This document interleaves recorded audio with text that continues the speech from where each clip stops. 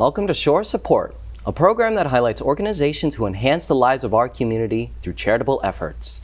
I'm your host, Nathan Magno, and on today's episode, we'll be discussing the celebration of Indigenous cultures. When it comes to community, it is important to recognize the rich history and traditions of our individual members. Today, we'll be joined by Claire Garland, Director of Sandhill Indian Historical Association, to talk about celebrating the culture and heritage of Native Americans. Thank you for joining us today, Claire. Nice to be here. What is the overall mission of your organization, and how was it formed? We formed about 25 years ago in Monmouth County when the Neptune Museum decided to close. The town decided to expand the museum, so they were removing all the items that they had there, and a number of our collections were there. So we formed an organization and petitioned to get our family artifacts returned. And then since then we've spent the last couple of decades on just preserving our family history and speaking about Native American culture around the area and becoming more and more involved in saving the traditions and history of our people. Can you share a brief history of the Sandhill Indians and where the name originated? Our family is a mixture of Cherokee people who moved here in the late 1700s, being forced off their properties in Georgia and headed to Canada where they had treaties with the English. Somehow they made it to New Jersey, and that's about as far as they got. Here they intermarried with Lenape people in Monmouth County and formed a band of people that stayed. Many people think that Native Americans kind of just moved away, disappeared, went to Oklahoma. But actually there were small groups of people who stayed in the area.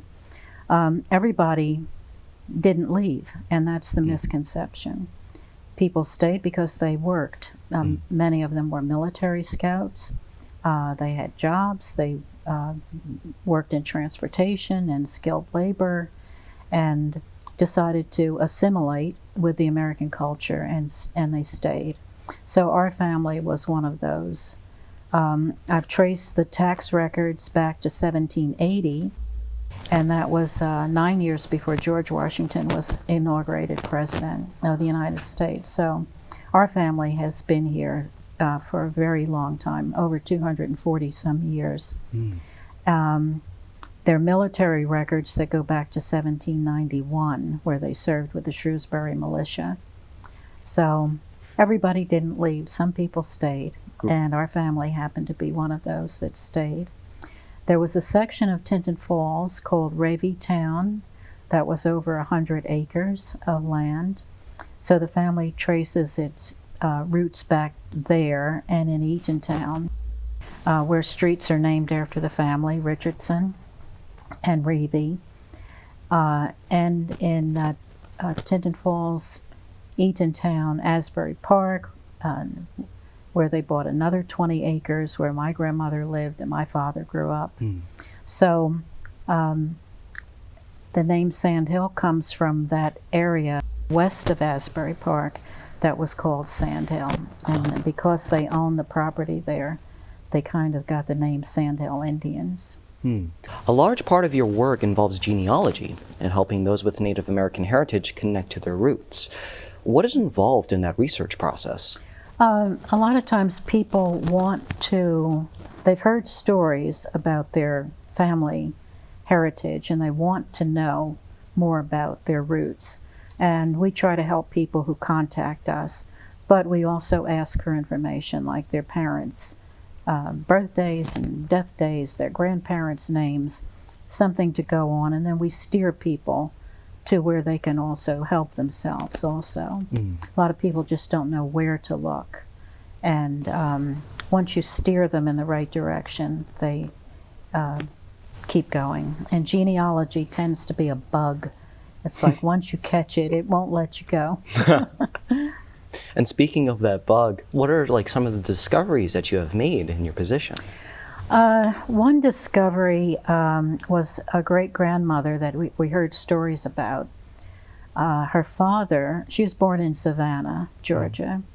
She was a little girl in 1850s, and there was so much war talk going on at the time that her father decided to get her out of Georgia, and he brought her to an uncle in Buffalo, New York, and we heard stories about her. Somehow she met my great-grandfather, they got married, my great-grandfather was born, and I always was curious about her and wanted to know more about her because apparently she had been a school teacher, and there was property that came down through her. I had the wills and the deeds, and was just curious. So come to find out, her family, there were a couple of senators and Congress people that were so fair-skinned that no one knew that they were not Anglo-Saxon people. And the name was Gibson, which is a very old name throughout the colonial period. And traced her back and found her family and the one senator and one congressman who served, Randall Gibson. So that was kind of an interesting side bit of a family story. But I like to document the stories because I feel like then you really know that it's just not hearsay. Right, certainly. And especially when it comes to like those stories, you also want to make sure that the story stays true. Right. How do you address misconceptions about Native American history in your outreach efforts?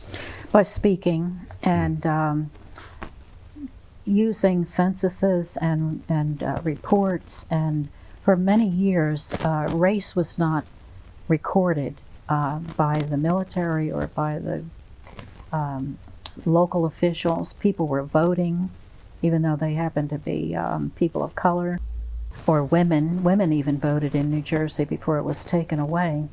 And then the federal government started to want lists of people, so they started putting people in categories.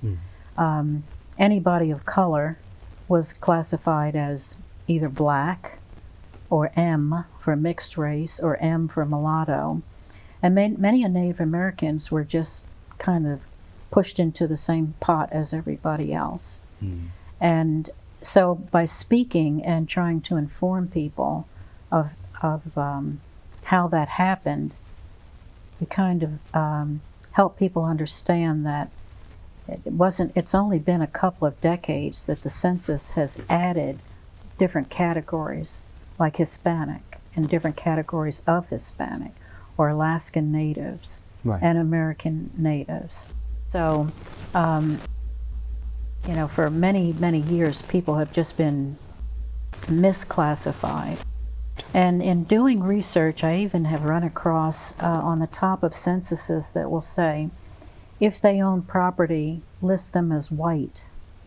So people of color who owned property, like my grandmother and ancestors, were listed as white people, but they were not white people, but they owned property. Right, But they wanted to make sure they got the tax money out of them. Because there needs to be that respect and recognition for those unique identities. And recently, there is a push to be more respectful of Indigenous cultures in this country. What are the key differences between appreciating Native American culture versus appropriating it?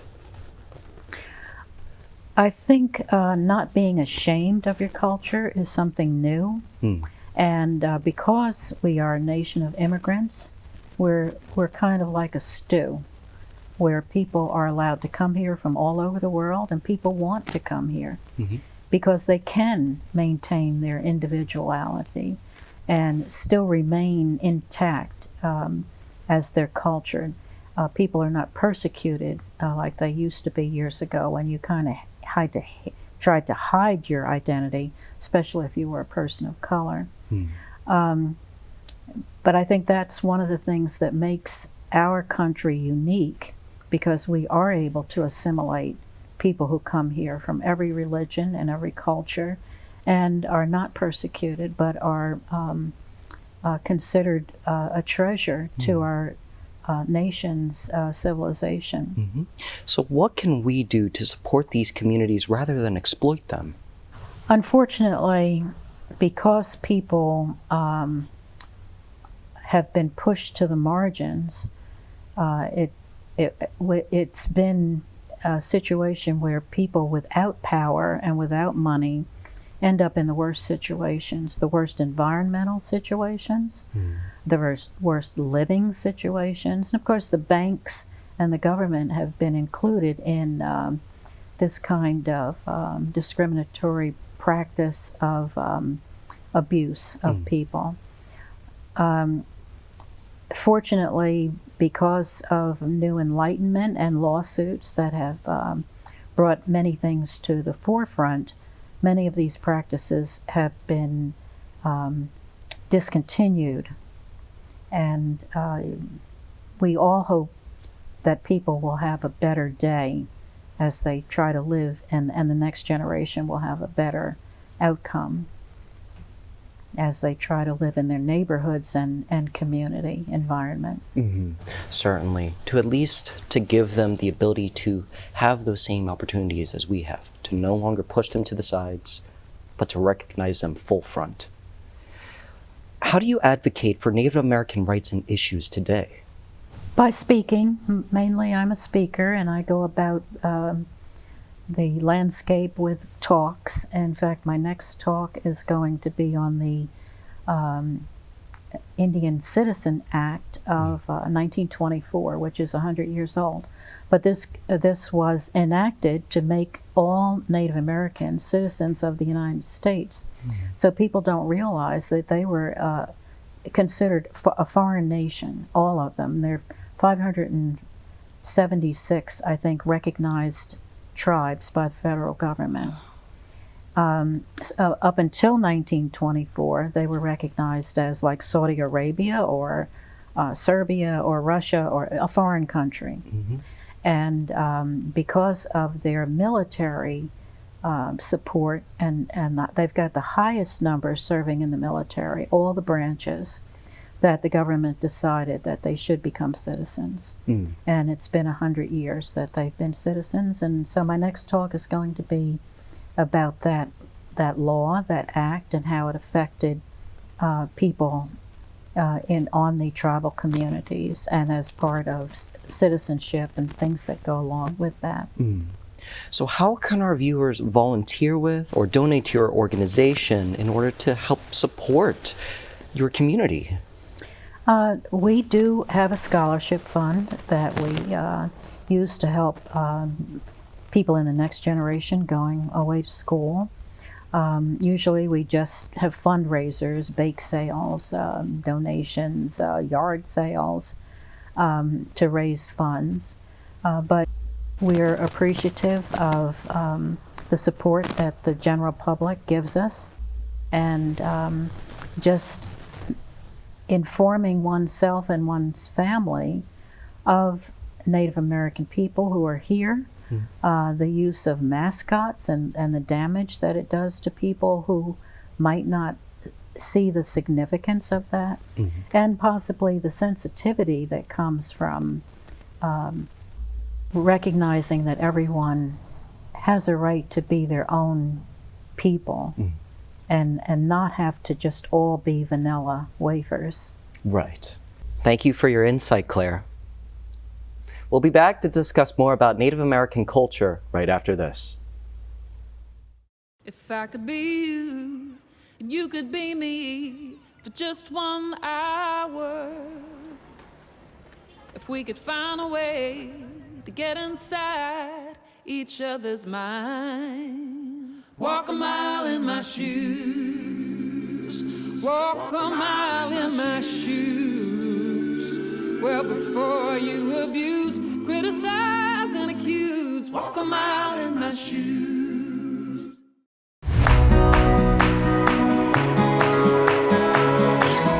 Welcome back to Shore Support. I'm Nathan Magno, and we're back with Claire Garland, Director of Sandhill Indian Historical Association. Thank you again, Claire. Nice to be here. So recently we were talking about recognizing the difference between cultural appropriation and cultural appreciation. And there have been recent moves to correct cultural appropriation, specifically when it comes to sports and mascots. Can you explain why using these images are inappropriate? Many of the images are insensitive to Native people and hurt feelings.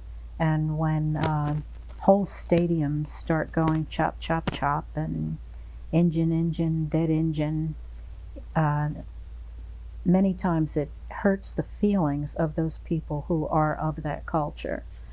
And efforts have been made to eliminate the mascots and just find other things that do not relate back to people, possibly animals or other symbols. But basically it's a sensitivity, a cultural sensitivity that has become more well known in the culture now. And especially in order to address that cultural sensitivity, knowledge plays a very huge role in that. What do you think is missing from our current educational curriculum when it comes to promoting awareness to Native culture and history? I serve on the New Jersey Commission on American Indian Affairs, and one of our goals is education. I've also worked with the New Jersey Historical Commission on the Year of Indigenous People a couple of years ago as a co-chair, putting together conferences about educational programming, which are all on YouTube now, to make people aware of the cultural contributions from Native American culture. So the emphasis on education is, I think, how you change society and how you advance civilization by bringing in the contributions of Native Americans, like long pants. If you've got on long pants today, then you are copying Native American culture, because Europeans did not wear long pants when they got here 500 years ago. If you have rubber boots that you put on, waterproof boots, you are copying American Native culture. Foods, corn, and the foods that we eat here in the United States go back to the crops that were grown here that were unknown in Europe at the time. In fact, corn has been such an important crop that it has saved Africa and Europe.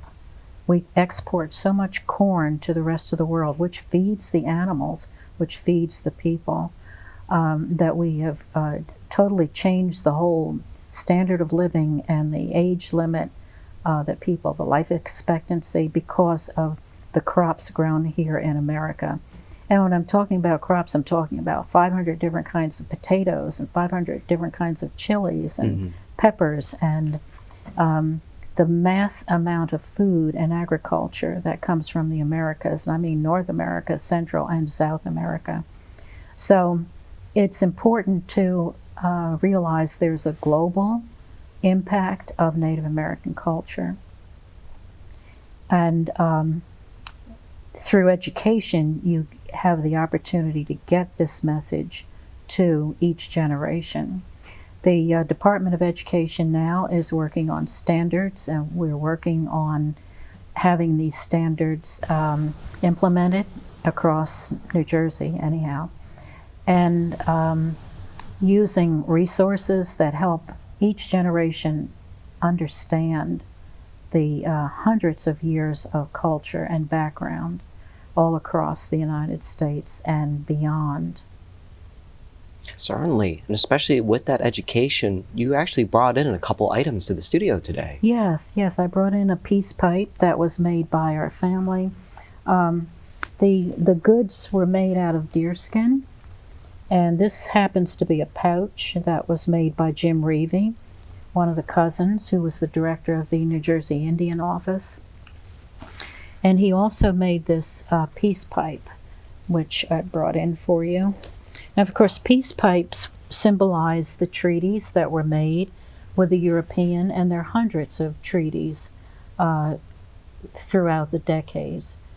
Peace pipes, everybody would smoke. The peace pipe was like having tea together, or maybe having a sip of wine together.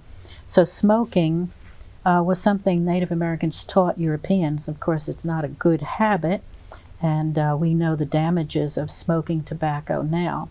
But the peace pipe was a symbol of brotherhood and community and trying to get along. And the Native Americans weren't opposed to the Europeans coming here. They wanted the trade goods. They saw the ships, and it was like seeing the mall, because they knew there were all kinds of items on that ship that they would benefit their communities. And the Europeans wanted to have a relationship with the native people because they needed water. They needed fresh water. They couldn't carry everything on a ship and get back to Europe, so they had to cooperate. And they brought things to trade, because that's what it was all about, trade. Native Americans wanted things they had, and it was mutual. So they cooperated many times and formed alliances. And as we look at the period of the Revolution, we see that Native American people weren't all together in one faction. Everybody was aligned with an alliance, trade alliances, religious alliances, and ended up fighting against each other because of the different loyalties. And where did this peace pipe come from? This came from a cousin, Jim Reevey, who was the director of the New Jersey Indian office in the 90s.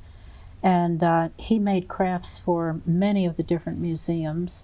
This happened to be made for the Mohawk people, who returned it to us. And having authentic Native American crafts can be very expensive. So we were very happy to get this, and I don't really lend it out to museums because of the value. So I mainly just keep it at home and take it with me, and other things I lend out to museums. Are there any educational programs that offer to promote that awareness for Indigenous cultures? Yes, actually I'm working with Princeton University now and the Institute of Advanced Study in Princeton. Every year they have a language initiative program. In fact, it's coming up at the end of the month.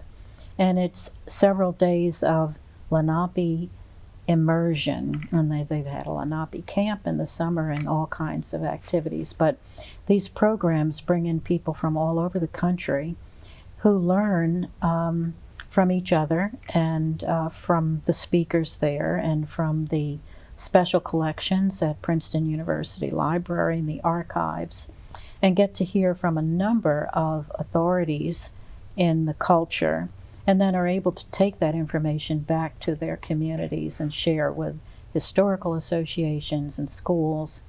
And that's one of the more exciting programs that I've been able to participate with. You mentioned before that you actually have a position with the NJ Commission Board. Can you talk more about what you oversee in that position? Yes, I serve as a historical resource person on the New Jersey Commission on American Indian Affairs. And the commission was put into law in 1995 by the governor and the legislature.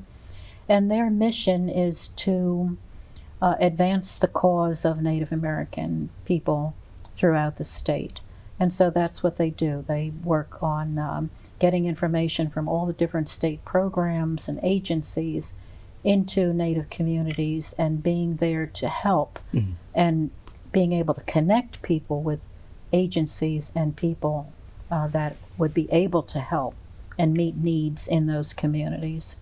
For instance, the Ramapo people are a couple hours north by New York state line. They live up in the mountains. Many times the reception for internet and all of that has not been desirable, and the state worked on that and brought in a program to help them. They also were dealing with the Ford Motor Company for many years that had dumped chemicals into their community. which poisoned the water and left a lot of toxins all over the place and ended up killing many people in the community. They sued, and being able to get help from the commission and use the legal system to help defend their communities against that level of abuse. Right. And especially because a lot of the big topic that we were talking about is, again, that recognition that this shouldn't fall silent, essentially. And what are the contributions that you want to mention to our audience that to be proud of? One contribution is, and people don't think about it very much, but it's our highways. Our highways are based on the Indian paths that were here. There was a whole highway system here. This summer I just did a talk on the Minnesink Trail, which is a 75-mile long route that comes from the Delaware Water Gap down across New Jersey, across Monmouth County, over to the Navesink River. And most of our highways were just kind of paved right over these paths, widened, of course, for horses and then widened for wagons. But these were the highways that troops used to get around back and forth when they were fighting the English. These were the highways that became the transportation routes, the commerce routes. These are roads like 287 and parkways and turnpikes and routes all across New Jersey that we don't think about as Indian paths. But one interesting thing is the story of the Lenape letter carriers. Of course, back when there was no postal system, information had to get where it was going, and the different governors of the colonial towns paid Lenape runners to get messages back and forth. And these are all recorded, how much they were paid. They were deemed to be the fastest and most reliable to get messages back between the forts and different military commanders and all of that. You might say, well, why didn't they use a ship? Why didn't they just go in the ocean and around and up to Philadelphia and down to Delaware? Actually, it was harder and more difficult. Is there a website where our audience can find you in order to look up for more information? Yes, we have a sandhillindianhistory.org website, and I've also included a lot of the background information of the family, and a recent essay, Indian Summer at Sandhill, that was published by Rutgers University last year, with a lot of updated information. And hope you can check that out, learn a little something, and start writing about your own family and save your own history. That's what's really important, because, you know, we're all a mosaic of America. We're all part of that picture. Thank you for your time today, Claire. Thank you for inviting me. During this time of Gidding, as Claire mentioned, America is a mosaic of different identities that take up, and it's important to recognize the ancestry and the roots from which all of us come from. We encourage you to take up the opportunity in immediately applying what we learned here today and being more gracious and appreciative of your own cultural roots. For Shore Support, I'm Nathan Magno, and thank you for watching.